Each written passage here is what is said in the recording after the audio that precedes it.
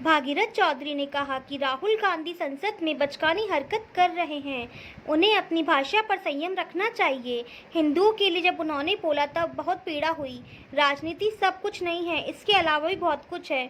इंसानियत और मानवता को कभी खोना नहीं चाहिए। केंद्रीय राज्य मंत्री भागीरथ चौधरी गुरुवार को अजमेर पहुंचे थे। उन्होंने नए कानून लागू किए जाने पर प्रेस वार्ता प्रधानमंत्री गृह मंत्री का आभार प्रकट किया था।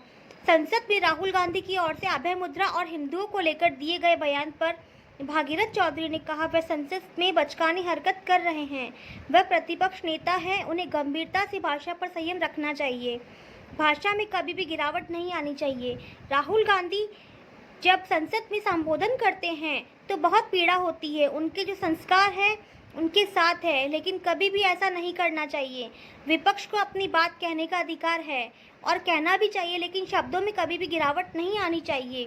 चौधरी ने कहा कि बहुत पीड़ादायक बात है। हिंदुओं के लिए जब उन्होंने बोला तब बहुत पीड़ा हुई। भगवान शंकर की फोटो दिखाकर बोल रहे हैं पुरुष और महापुरुष है, ये भगवान है। भागीरथ चौधरी ने कहा कि आखिर समझ नहीं आ रहा कि उनके मन में भावना क्या है। हमारे हजारों और लाखों पीढ़ियों ने कष्ट झेलकर हमारी सनातन और संस्कृत को बचाए रखा है। वह दादा पता नहीं क्या क्या बता रहा है। बहुत दुख और पीड़ा होती है। भागीरथ चौधरी ने कहा कि यह वोटों की राजनीति है, लेकिन राजनीति सब कुछ नहीं है, इसके अलावा भी बहुत कुछ है। इंसानियत और मानवता को कभी खोना नहीं चाहिए। हमारी संस्कृति के ऊपर इस तरह का प्रहार करना और हिंदुओं के प्रति इस तरह से अपशब्द कहना शोभा नहीं देता। राहुल गांधी को देश की जनता, हिंदुओं और सदन से माफ़ी मांगनी चाहिए। तीनों कानून देश के लिए वरदान साबित होंगे। केंद्रीय राज्य मंत्री भागीरथ चौधरी ने कहा कि देश की आज़ादी से पहले कानून बने आ रहे थे, जिसमें आमजन को कई समस्याएं होती थी। इसलिए प्रधानमंत्री नरेंद्र मोदी के नेतृत्व में गृह मंत्री अमित शाह के द्वारा नए कानून में बदलाव किया गया। यह आमजन के हित में किया गया। जो कि आदतन दोषी है, उनको सख्त सज़ा मिले और दोबारा ऐसा अपराध नहीं करे, ऐसे भी इसमें प्रावधान किए गए। ये तीनों कानून देश के लिए वरदान साबित होंगे। ये पहले दंड और अब न्याय संगत के लिए बनाया गया है। देश हित के लिए ये कानून लाभदायक है। इसके लिए वे प्रधानमंत्री और गृह मंत्री का आभार प्रकट करते हैं।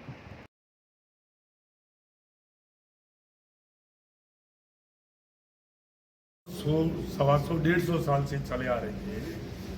और मैं तो कह रहा हूँ कि वो न्याय के लिए नहीं, दंड के लिए। तो न्याय संगत इसको कानून को न्याय संगत बनाया गया है। तीनों जो कानून आए हैं ये देश हित में है, जनहित में है और समाज हित में है। इसी तरह से तीनों कानून को लाया गया। और पहले लटकाना, भटकाना, इस तरह का जो कार्य था, अब ये कानून ऐसा बनाया गया, तुरंत इस पर कार्रवाई होगी और पुलिस भी जवाबदेह होगी। और ये जो कानून जो बने हैं, मैं कह सकता हूँ कि जनहित के लिए बने हैं।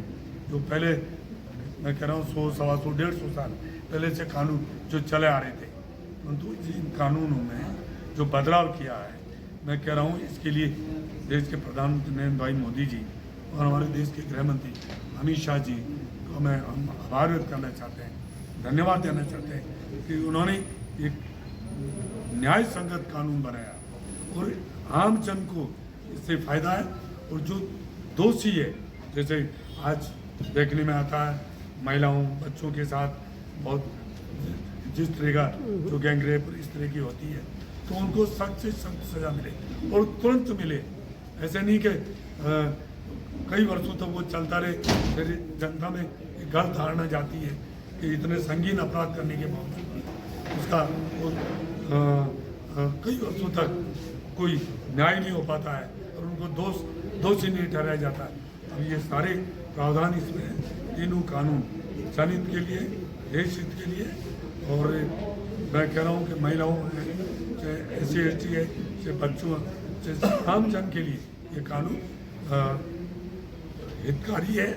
और इस कानून में जो बदलाव किया है वो सारी स्थिति परिस्थितियों को देखकर किया गया है। क्योंकि 100-150 साल पहले जो कानून जो अंग्रेजों के टाइम, ब्रिटिश टाइम से जो चला आ रहा था, वो वास्तव में इस देश के लिए, वो देश हित के लिए वो ठीक नहीं था। इसलिए उनको तर्क संगत बनाकर इन कानूनों, तीनों कानून जो आए हैं, ये देश हित के लिए जनहित के लिए, इसके लिए प्रधानमंत्री नरेंद्र भाई मोदी जी का और गृह मंत्री अमित शाह जी का बहुत बहुत आभार, उनका बहुत बहुत धन्यवाद। बहुत जल्दी इसकी मैं नितिन गडकरी जी से, सड़क परिवहन मंत्री जी से मैं मिला हूँ और सारी चर्चा चल रही है। देखिए फिर मैं कह रहा हूँ आज 2024 से 2029 विकास की दृष्टि से हिंदुस्तान, राजस्थान, अजमेर लोकसभा क्षेत्र, ये सारे विकास की दृष्टि से संरक्षण में लिखा जाएगा। कोई भी समस्या हो, चाहे सड़क की हो, चाहे पानी की हो, चाहे शिक्षा की हो, चाहे चिकित्सा की हो, चाहे रेलवेज हो, चाहे हाईवेज हो, हर तरह का काम ऐसा होगा जो विकास की दृष्टि से।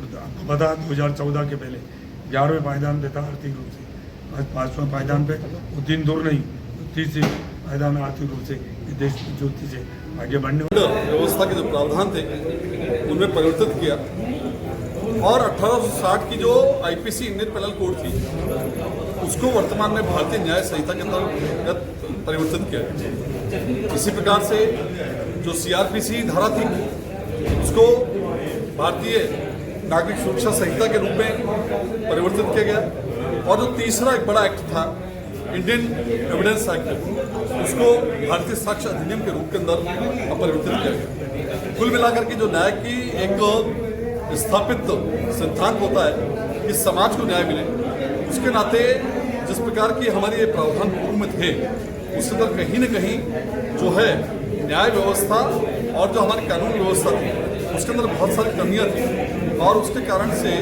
कहीं न कहीं जो आरोपी थे उनको बड़ा फायदा मिलता था